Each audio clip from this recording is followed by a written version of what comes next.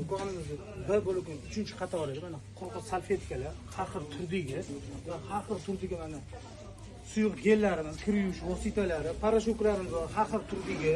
Undan tashqari mana atir sovunlarimiz, har xil turdagi sovunlarimiz, suyuq sovunlarimizgacha bor.